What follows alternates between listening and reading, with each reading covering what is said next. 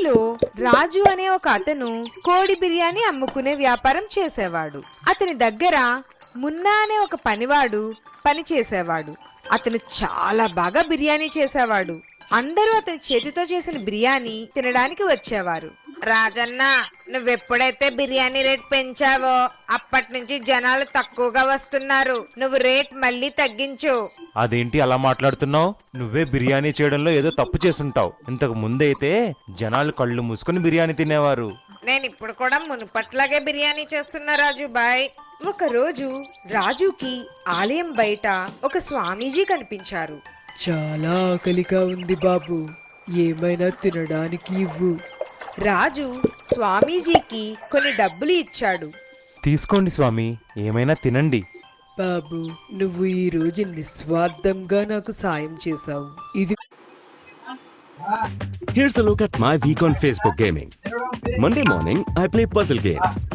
On Tuesday, I choose racing games. Friday evening, I use groups to see what my friends want to play.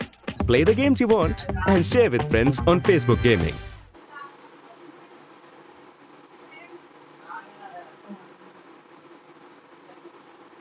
ఇదిగో, దీనిని అన్నంలో కలుపు.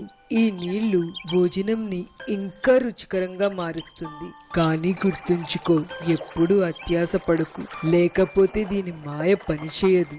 ఈ నీళ్ళని తీసుకొని రాజు తన హోటల్కి వచ్చాడు. అప్పుడు ఆ నీళ్ళని తయారైపోయిన బిర్యానీలో కలిపాడు. కొంతసేపటి తరువాత, అరే వా రాజు, ఈ రోజు బిర్యానీ రుచి ఇంకా బాగుంది, మజా వచ్చింది. ఇంకో ప్లేటు ఇవ్వరా బాయ్. ఇది నాకు ముందే తెలుసు, నా బిర్యానీ చాలా రుచికరం. అది చూసి రాజు చాలా ఆనందించాడు. ఇలా రోజు ఆ నీటిని బిర్యానీలో కలిపి దాని రుచిని పెంచేవాడు. ఒకరోజు ఒక వ్యాపారి హోటల్కి వచ్చాడు. రాజు, నీ దగ్గర బిర్యానీ చాలా బాగుందని విన్నాను. నువ్వే నా కూతురి పెళ్లికి బిర్యానీ చెయ్యాలి. ఇవిగో డబ్బులు. డబ్బులు తీసుకొని రాజు చాలా ఆనందించాడు. పెళ్లికి అతనే స్వయంగా బిర్యానీ చేద్దామని నిర్ణయించుకున్నాడు. ఇంకా వ్యాపారి రాజుతో ఇలా అన్నాడు. చూడు రాజు, అందరు అతిథులు ఆనందించాలి. ఎలాంటి బిర్యానీ చెయ్యాలంటే అందరూ వేళ్లు నాకుతూ ఉండిపోవాలి. మీరు నిశ్చింతగా ఉండండి షావుకారు గారు. రాజు బిర్యానీ తయారు చేసి దానిపై ఆ నీళ్లను వేశాడు. తన పొగరు వల్ల రాజు బిర్యానీ రుచి కూడా చూడలేదు. కానీ అత్యాస వల్ల ఆ నీళ్ల యొక్క మాయ తగ్గిపోతుందని రాజు మర్చిపోయాడు. ఎప్పుడైతే పెళ్లిలో అతిథులు బిర్యానీ తిన్నారో అప్పుడు, అయ్యో ఎంత చండాలంగా ఉందేటి బిర్యానీ, ఎవరైనా పెళ్లికి పిలిచి ఇలాంటి బిర్యానీ పెడతారా? అసలు నాకు తినాలని కూడా లేదు. ఇంకా నాకైతే చేసిన వాడిని తన్నాలనుంది. షావుకారు ఎప్పుడైతే ఈ మాటలు విన్నాడో అప్పుడు రాజుని పిలిచాడు. రాజు, నువ్వేంటి ఇలాంటి బిర్యానీ చేసావు? నన్ను అందరు ముందు అల్లరిపాలు చేసావు. నేను నీకు తగిన శాస్తి చేస్తాను. అప్పుడు షావుకారు రాజుని కూర్చోబెట్టి చేసిన పనికి శిక్ష కింద తాను చేసిన బిర్యానీని తన చేతే తినిపించాడు. నీతి: మనం ఎప్పుడూ కూడా అత్యాస పడకూడదు. మూర్ఖపు దొంగలు. ఒక ఊరిలో మదన్ అనే ఒక ధనవంతుడు ఉండేవాడు. అతని కొడుకు రాహుల్ చాలా తెలివైనవాడు. ఒకసారి మదన్ కి ఒంట్లో బాలేదు. బాబు, పొలంలో నాట్లు వేయాల్సిన సమయం వచ్చింది. మరి నేను లేవలేకపోతున్నా.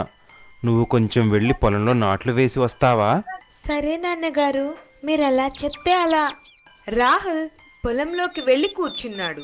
తాను ఒక్కడే ఆ పని ఎలా చేస్తానో అని ఆలోచిస్తూ ఉండిపోయాడు.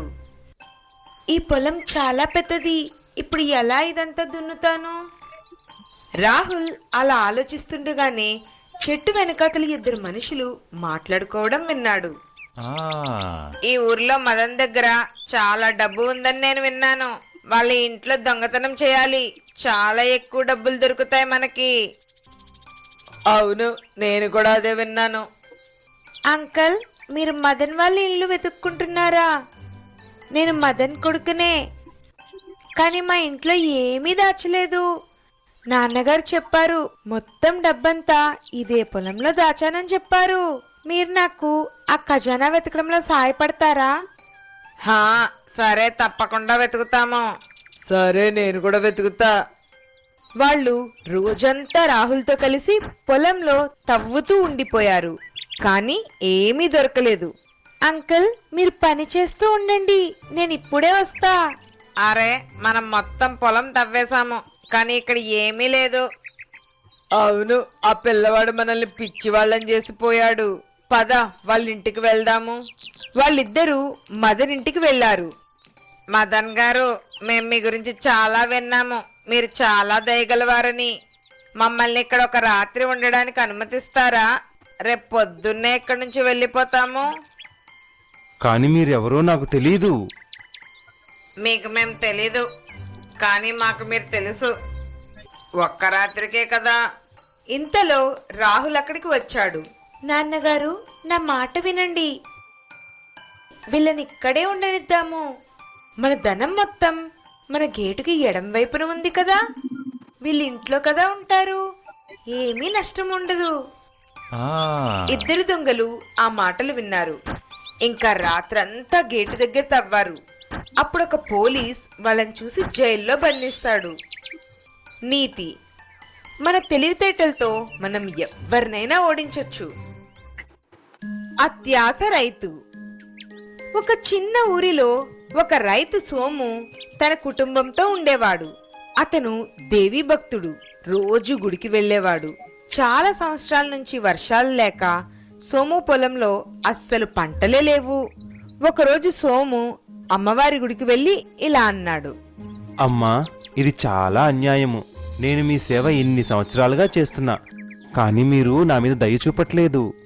అమ్మవారు హఠాత్తుగా సోముకి దర్శనమిచ్చి ఇలా అన్నారు: భక్తుడా, నేను నిన్ను చాలా రోజుల నుంచి చూస్తున్నా. నువ్వు ఇంత కంగారు పడకు, అన్నీ సర్దుకుంటాయి.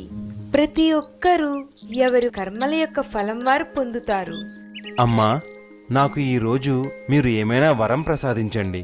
దానితో నేను ధనవంతుణ్ణైపోవాలి. చెప్పు, ఏం కావాలి నాయనా? అమ్మా, నేను ఏది ముట్టుకున్నా అది బంగారంగా మారిపోయే వరం ఇవ్వవా? తదాస్తు. సోము ఆనందంగా తను తెచ్చిన బుట్టను తీసుకున్నాడు. అది వెంటనే బంగారంగా మారిపోయింది. అబ్బా, నిజంగానే అమ్మవారి వరం వెంటనే ఫలించింది. జై హో మాతా.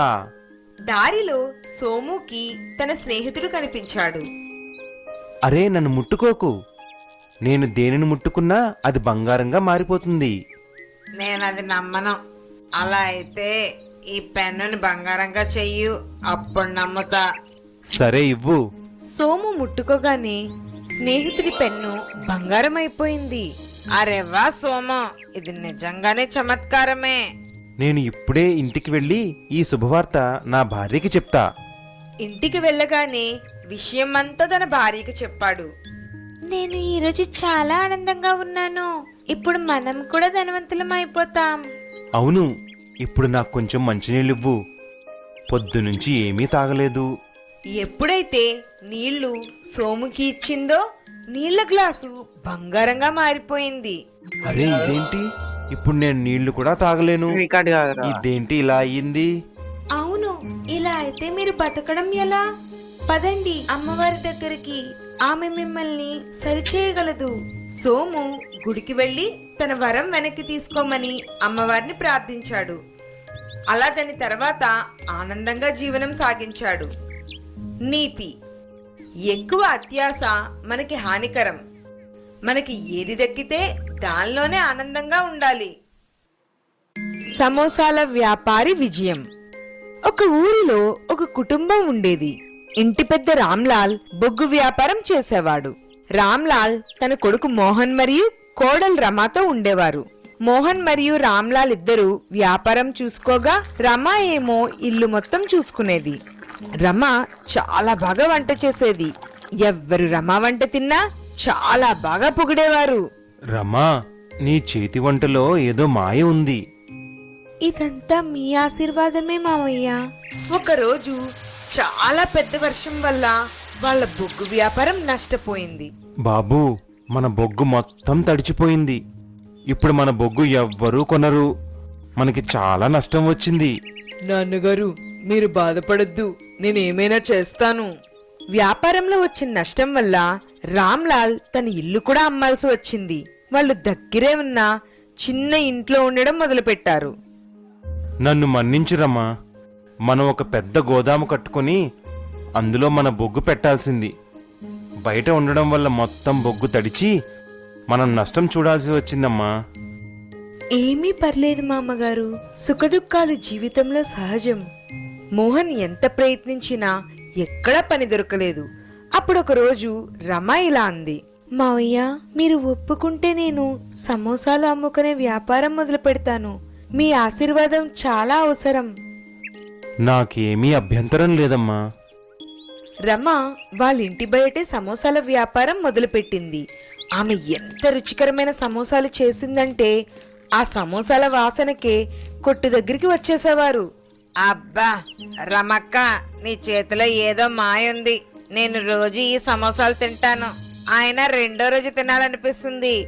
అందుకనే మళ్ళీ వచ్చి తింటున్నా. రమ సమోసాల వ్యాపారం రోజు రోజుకి పెరిగిపోయింది. తన కష్టంతో చాలా డబ్బులు సంపాదించింది. అన్ని డబ్బులు జమ చేసి ఉంచింది. మావయ్య, ఇదిగో నేను దాచిన కొన్ని డబ్బులు. ఈ డబ్బులతో మీరు మళ్ళీ బొగ్గు వ్యాపారం మొదలు పెట్టండి.